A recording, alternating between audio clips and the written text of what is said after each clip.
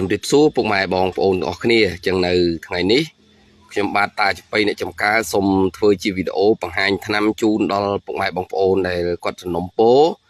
បាទសូមឲ្យខ្ញុំជួយបង្ហាញនៅរូបមន្តថ្នាំមួយដែលតេតូននឹងជំងឺទាស់បែកសកាបាទគាត់ទាស់បែកសកាឡើងហុយចឹងទៅគាត់ខលសួរខ្ញុំថាសូមឲ្យខ្ញុំធ្វើជាវីដេអូបង្ហាញថ្នាំបាទទាស់បែកសកាជូនគាត់ផងបាទដល់ថ្ងៃនេះធ្វើឲ្យចឹងពុកម៉ែបងប្អូនជួយចុច share ចែកឲ្យដឹងផងណាបាទក៏លោកមានបងប្អូនណាគាត់ទាស់គាត់អីទៅបែកសកាអីទៅគាត់រੂបានរੂហូបហ្នឹងហើយចឹងមួយទៀតសូមពុកម៉ែបងប្អូនជួយចុច follow លើ page ទាំងពីរខ្ញុំផង page តាចំបៃអ្នកចំការនិង page មរតកដូនតាអ្នកចំការណាពុកម៉ែបងប្អូនបាទអរគុណច្រើនអញ្ចឹងយើងមកស្គាល់ថ្នាំបាទថ្នាំបាត់ទាស់បែកសកាហ្នឹងតើវាមានប្រមាណមុខហើយត្រូវរបៀបប្រើដូចម៉េចពុកម៉ែបងប្អូនអញ្ចឹងយើងសរុបទៅពុកម៉ែបងប្អូនឃើញមាន6ណាបាទរាប់1 2 3 4 5 6បាទហ្នឹងហើយចឹងទី1ពុកម៉ែបងប្អូនអានេះគេហៅថាតកៀបក្តាមបាទសម្បកដងគៀបក្តាមដើមតកៀបក្តាមណាបាទបេះស្លឹកមកមើលហើយស្រេចហើយនេះបាទទី1សម្បកតកៀបក្តាមរីឯទី2នេះគឺសម្បកជ្រោយបាទនេះបេះស្លឹកជ្រោយកាប់ដើមបេះស្លឹកឲ្យបងប្អូនមើលស្រាប់បាទឲ្យស្គាល់ហើយស្រេចមកទៅបាទកុំឲ្យអត់ពី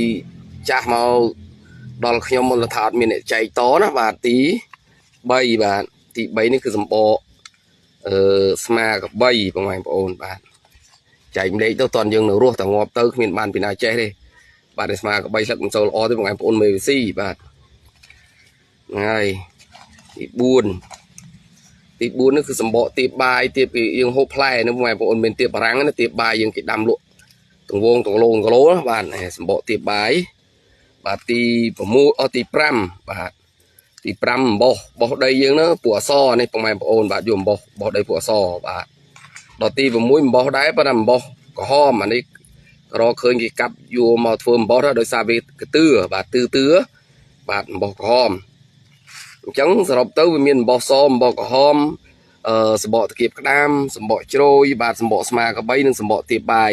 បងប្អូនស្ទោះប៉ុណ្ណឹងខ្ញុំបង្ហាញហ្នឹងបានហើយនេះសម្បកគៀបក្តាមប៉ុណ្ណឹងនិយាយចំប៉ុណ្ណឹងវីដេអូដែលខ្ញុំប្រាប់ហ្នឹងបាទប៉ុណ្ណឹងហើយសម្បកជ្រោយក៏ប៉ុណ្ណឹងសម្បកស្មាកបីក៏ប៉ុណ្ណឹងសម្បកទៀបក៏ប៉ុណ្ណឹងទៅហើយអំបោះក៏ប៉ុណ្ណឹងបាទយកមកដាំទឹកហូបបាទដាំទឹកហូបទៅអស់តែ2ឆ្នាំ3ឆ្នាំបាត់ហើយនេះទាស់បែកសកាយូរឆ្នាំណាក៏បាត់ដែរណាបាទហ្នឹងហើយចឹងកុំភ្លេចបងប្អូនជួយ share ចែកឲ្យដឹងទៅអានេះជាថ្នាំបុរាណខ្មែរយើងដែលលោកបានបន្សល់ទុកឲ្យយើងចេះឲ្យយើងចាំយើងការពារខ្លួនព្យាបាលខ្លួនបាទ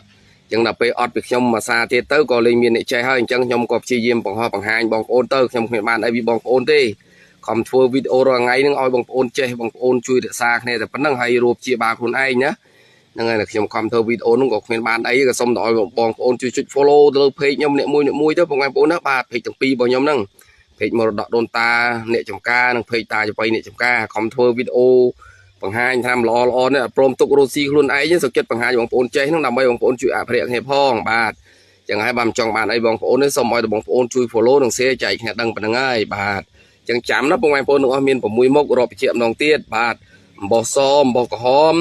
បាទសម្បកតកៀបក្តាមសម្បកជ្រោយសម្បកស្មាកបីនិងសម្បកទៀបបាយបាទប៉ុណ្្នឹងទៅស្មានប៉ុណ្ដូចខ្ញុំថាទៅឲ្យយកមក